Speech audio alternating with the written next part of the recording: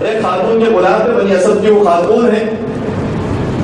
مولا کائنات نے کہا کہ میں اس غلام کو خریدنا چاہتا ہوں. مولا کائنات نے غلام خریدا اور آزاد کیا. سوال کیا کہ تیرا نام کیا ہے؟ کہا میرا نام سالم. نام میسم تھا لیکن بیان کیا میرا نام سالم، کیونکہ یا تو اس کی مولا نے اس کا نام سالم رکھ دیا تھا یا ویسے ہی دوستوں میں اس کا نام سالم مشہور ہو گیا تھا. میسم وہ نام ہے کہ جو عجمی نام ہے، سالم وہ نام ہے جو عربی نام ہے. اور جب انسان عربی ماحول کے اندر جاتا ہے، عربوں کے ملک کے اندر جاتا ہے، تو اپنا نام عام طور پر تبدیل کر دیتا ہے. چنانچہ جناب میسم الرحمان نے کہا کہ میرا نام یہاں پر سالم. مولا کائنات شاہ فرماتے ہیں کہ مجھے تو میرے رسول نے خبر دی تھی کہ تیرا نام میسم ہے. تو میسم الرحمان کہتے ہیں خدا کی قسم آپ کا خدا بھی سچا ہے، آپ کا رسول بھی سچا ہے اور آپ بھی سچے ہیں. تو پھر مولا کائنات شاہ فرماتے ہیں کہ اب وہی نام اپنے لیے منتخب کر لے جس نام کا رسول اللہ نے تیرے انتخاب کیا.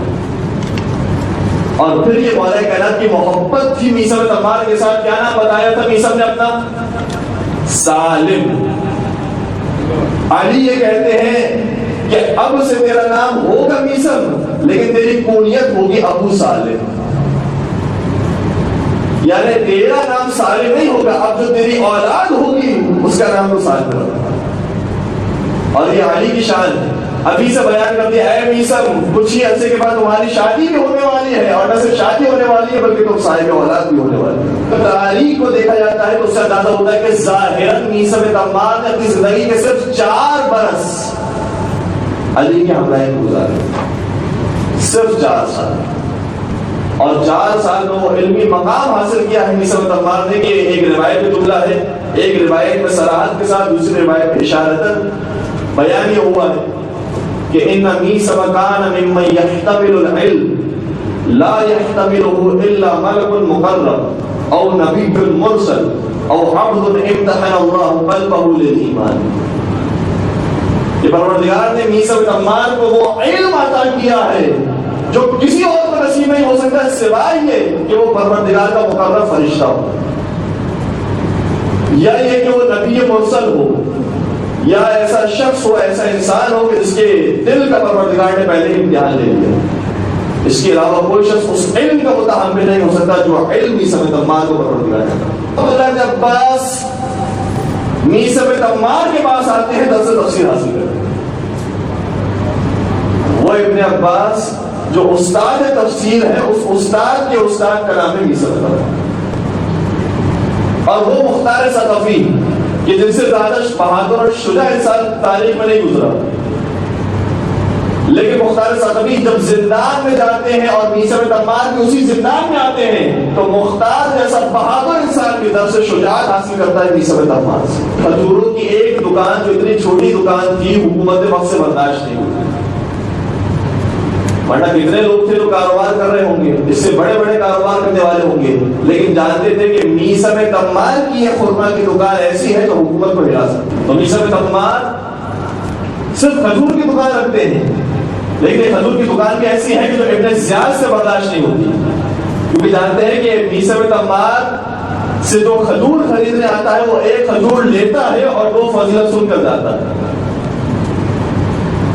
اگر انسان کام کرنا چاہے، اگر انسان تبلیغ کرنا چاہے تو اس کے لیے ممبر ضروری نہیں ہے، اس کے لیے مسجد ضروری نہیں ہے، اس کے لیے مدرسہ ضروری نہیں ہے، اس کے لیے انٹرنیٹ اور موبائل ضروری نہیں ہے، اس کے لیے سچی نیت ضروری ہے.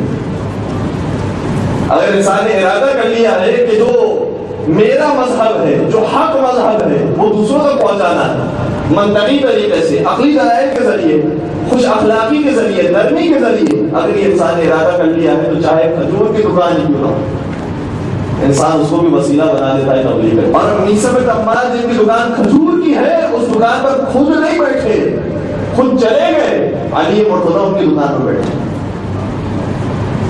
وہ علی کے جو خلیفۃ المسلمین ہیں، امام المسلمین ہیں، وہ علی خلافت کو چھوڑ کر، اپنے منصب کو چھوڑ کر، اپنے گھر کو چھوڑ کر میسم الرحمان کی حضور کی دکان پر آ کر بیٹھے. کچھ دیر کے بعد آئے اور مولا کائنات سے سلام دو ہونے کے بعد اپنے مال کو دیکھا کہ مال میں کچھ اضافہ بھی ہوا، کوئی خریدنے کے لیے آیا یا نہیں آیا. تو دیکھا کہ اس کے اندر سکے تو موجود ہیں لیکن یہ وہ سکے ہیں کہ جو یہاں چلتے ہی نہیں. وہ کھوٹے سکے ہیں. کیا ہے مولا آپ نے صحیح ہے ہماری کھجوریں تو بیچ دی لیکن جو مال حاصل کیا ہے وہ کھوٹا ہے, وہ درست نہیں. میرا مولا نے بہت اطمینان سے کہا کہ اگر یہ سکے کھوٹے ہیں تو اس کی کھجوریں بھی میٹھی نہیں ہوں گی. اور بس یہ جملے ادا ہوئے, سامنے سے وہ خریدار آیا, کہا ہے علی آپ نے جو کھجوریں دی ہیں وہ کڑوی ہیں, یہ کھجوریں رکھ لیجیے. مولا نے کہا کہ ہم نے کہا تھا جیسا مال دو گے ویسی کھجوریں لو گے, تم نے اگر مال کھوٹا دیا ہے تو پھر کھجوریں کی تلخی ملے گی. میں کہوں گا علی اس شخصیت کا نام ہے کہ اگر ارادہ کرے تو میٹھی کھجوریں بھی تلخ ہو جائیں اور کھجوروں سے شیرینی نکل جائے. اگر علی ارادہ کرے تو کھجوروں سے شیرینی نکل جائے. میں کہوں گا اگر قیامت کے میدان میں علی اپنی زبان سے شفاعت کر دے تو ہمارے بدن سے گناہ چھوڑ جائے تو اس میں تعجب کی کیا بات ہے.